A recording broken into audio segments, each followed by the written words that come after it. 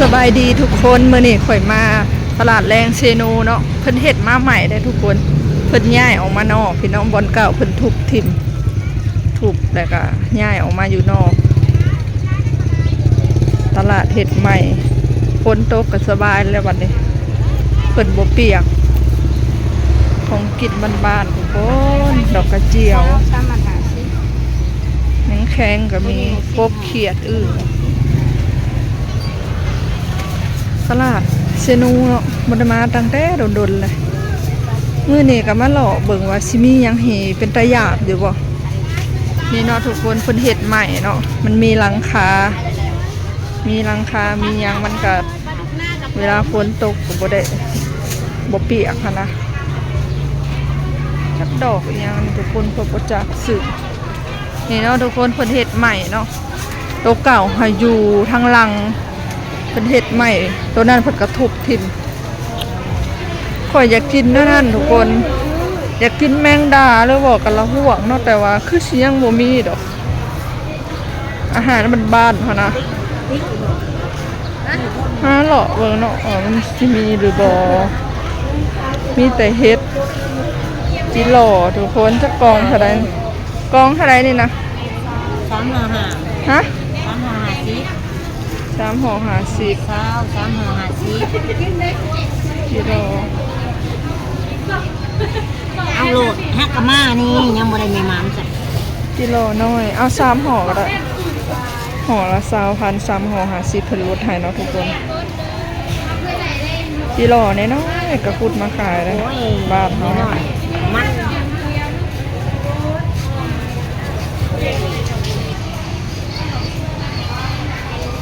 เฮ็ดบดหน่อไม้ตลาดเพิ่นเฮ็ดใหม่เนาะทุกคนข่อยอยากกินแบบแมงจิหล่อแมงแข้งแมงขนูนไปจังซั่นเนาะแต่ว่าแมงขนูนน่ะบ่มีเนาะแมงขนูนกับแมงขนูนน้อยแต่ทุกคนแมงขนูนใหญ่มันบ่มีแล้วเนาะขนาดเฮาหาเองยังหาบ่ได้เลยแมงแข้งก็อยากแมงแข้งแมงแข้งจิกแมงแข้งน้อยหั่นน่ะบ่อยากแมงแข้งใหญ่มันแข็งอยากกินแมงขนูนแมงแข้งแมงจิหล่อหรือบอกกะละหวกไปหรือว่าเฮ็ดหอนไปจังซั่นเนาะแต่เฮาเห็นแล้วทุกคนเมนูเด็ดที่เฮาอยากได้อยากมาซื้อมื้อนี้นะผักหวานบ่แม่นทุกคนเฮ็ดบ่แม่นนี่ละหวกกองเท่าใดนี่นะกอง3 กอง50ได้บ่เอาเบิดเลยจ้ะทุกคนเมสเซนเจอร์ที่เฮามาหามื้อนี้คือแมงอันนี้เนาะคือแมงละหวกกบเมื่อไปแลก100,000ทุกคนเอ้ยผักหวานเนาะนี่ผักหวานเมื่อแกงใส่เห็ดแต่ว่าข่อยบ่อยากเด้อเห็ดข่อยอยากกินนั่นล่ะก็เลยหาซื้อแล้วเรียบร้อยเนาะทุกคนได้2 เมนูเนาะละหวกกับแมงจิหล่อตัวน้อยๆแต่เฮาอยากเฮาก็ซื้อนะว่าข่อยเห็นแล้วทุกคนข่อยเห็นแมงแข้งเมนูที่ข่อยอยากอีก1 เมนูเนาะนี่ทุกคนแมงแข้งที่ข่อยตามหาเนาะกองเท่าไหร่นี่นะแพงอะไรทุกคนกอง50อันนี้หายังดิบอยู่บ่ดิบกระซองใหญ่ดิบหน่อยตัวนี้หาตัวใหญ่ทุกคนตัวนี้หาตัวน้อยเอา2 กอง50ทุกคนแพงจ้ะกองไม่น้อยนะ50เกือบว่า100 บาทแล้วทุกคนกองนึงเนาะก็คือว่าแล้วมันอึดยามนี่ฮะยามมันอยู่แต่ว่ามันอึดแบบมันหายากอ่ะเนาะข่อยตำดิบเลยได้ข่อยเมื่อข่อยลากข่อยตำเลยยังสดอยู่ตินี่สดอยู่คิ้วแล้วซื้อของกินแล้วก็มาซื้อมะเงาะเนาะทุกคนคิดอยากกินมะเงาะเนาะได้แล้วหวกกับอันแมงแคงจิกแล้วก็แมงจิหล่อเนาะทุกคนเมนูแมลงอะไรวะเนี่ยเมนูแมลงคือข่อยคิดอยากกินแต่โดดๆเลยทีละเถื่อ2 เถื่อนะได้กินพวกนี้ก็ได้เนาะคันฝนบ่ตกก็บ่ได้กินได้ทุกคนเลยแล้วพวกบ้านเฮาก็ยังบ่มีเนาะพอฝนหาก็ตกแมงดาก็บ่มีแมงจิหล่อก็ยังบ่ใหญ่ที่ข้านไปขุดเพราะว่าโตมันน้อยหั่นนะ ก็เลยต้องได้มาซื้อเอาซื้อหมักเงาะเด้อทุกคนตลาดแรงเซโนเนาะเก็บเสร็จแล้วจ้ะเป็นเห็ดใหม่แล้วเนี่ยค่ะทำอิฐหาอยู่หลังปุ้นอยู่หลังแถวปุ้นแต่ว่าเป็นอันนั้นแหละเนาะเป็นเปลี่ยนใหม่แล้วนะทุกคน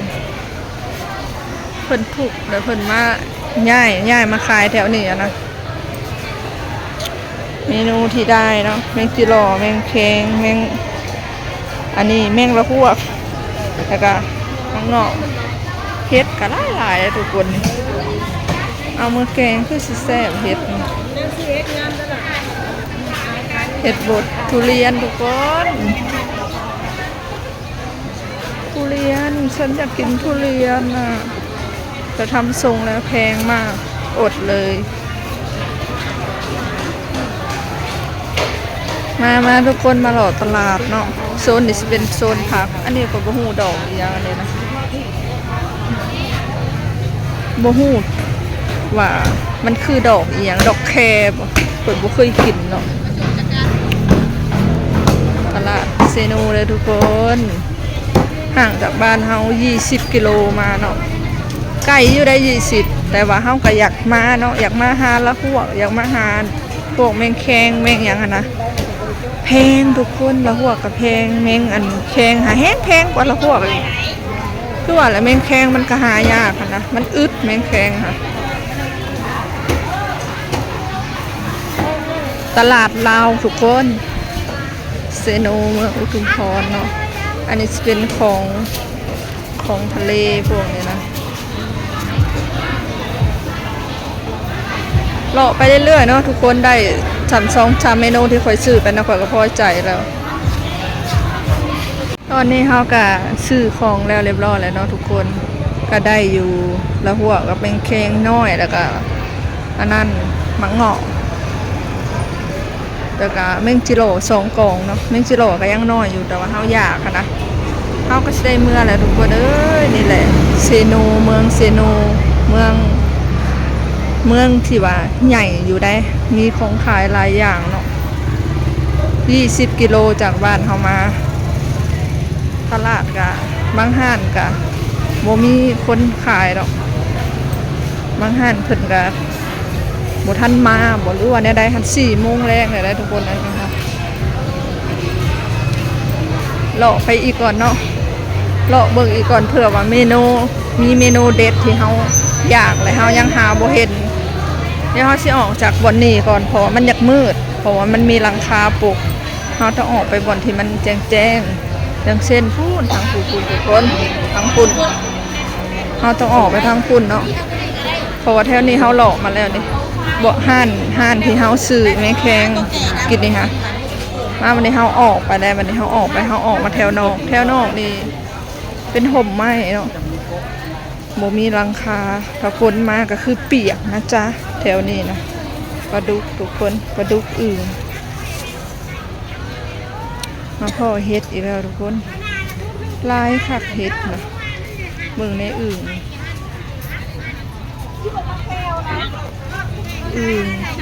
เผาอึ่งยาง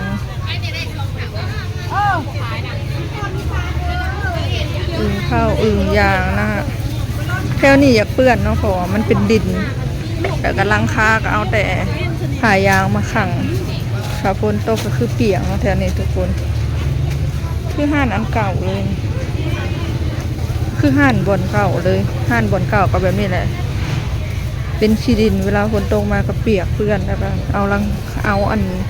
ผ่ายางมุงค่ะนะคือห้านบ่อนเก่าที่ตอนเขายังบ่ทันได้ลื้อเลยเนาะมันเปื้อนแบบนี้เลยทุกคนเลยหอมดิหอมปลาแดกโคตรตวงเลยปลาแดก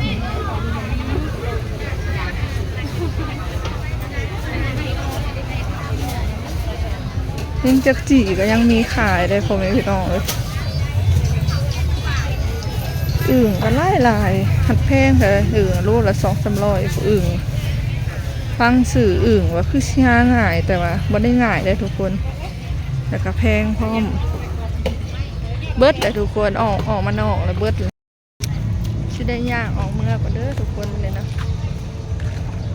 มาตลาดเซนูหลังจากมันมาแด้โดนๆมาคนเดียว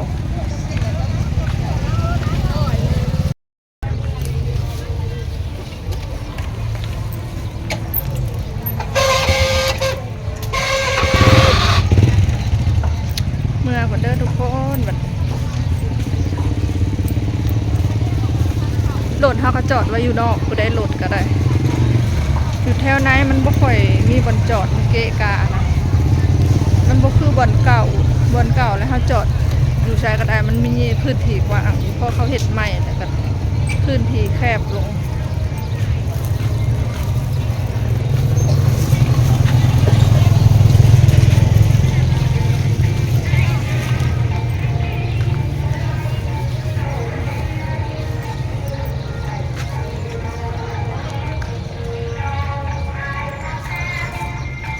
คลองที่ได้ก็ประมาณนี้นะทุกคน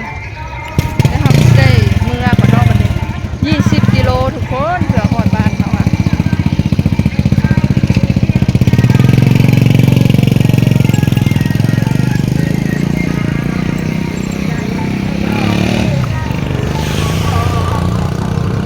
เมื่อมาเดินทุกคนของเราได้ก็ประมาณนี้เนาะตลาดเซโนทุกคนทางเมื่อบ้านทำเป็นเมื่อทางคุณเนาะอันนี้เป็นทางเข้าไปเส้นทางตอนนี้ก็มาหอดเฮือนเลยเด้อพ่อแม่พี่น้องแนวกินที่เฮาได้เนาะเมงแข้งจิกทุกคนชีดำๆด้วยหนึ่งทุกสายมันลายมือแล้วบ่เมงจิโร่น้อยละหวกกระเทมผักขะแยงมากำหนึ่งละหวกกบใส่ขี้แล้วเรียบร้อยเนาะคอยสิมาเห็ดเมนูอันละหวกกินมื้อนี้แต่ว่าเสียดายแต่ว่าคอยลืมผักอีตู่ลืมซื้อผักอีตู่แล้วก็แมงจิโร่ใส่ขี้แล้วเรียบร้อยตัวใหญ่ตัวน้อยแมงจิโร่ค่ะแมงแคงเนาะเมนูที่เฮาไปตลาดแรงมามื้อนี้ก็ได้สำนี้แหละเนาะทุกคนอาหารบ้านๆเนาะเอาแล้วเนาะคลิปนี้ขอจบเอาไว้สำนี้ก็เด้อคลิปหน้าพบพอกันใหม่ขอตัวลาไปก่อนฝากโฆษณาให้ในเด้อฝากกดติดตามน้องๆคลิปหน้าพอกันใหม่เด้อจ้าสบายดีสวัสดี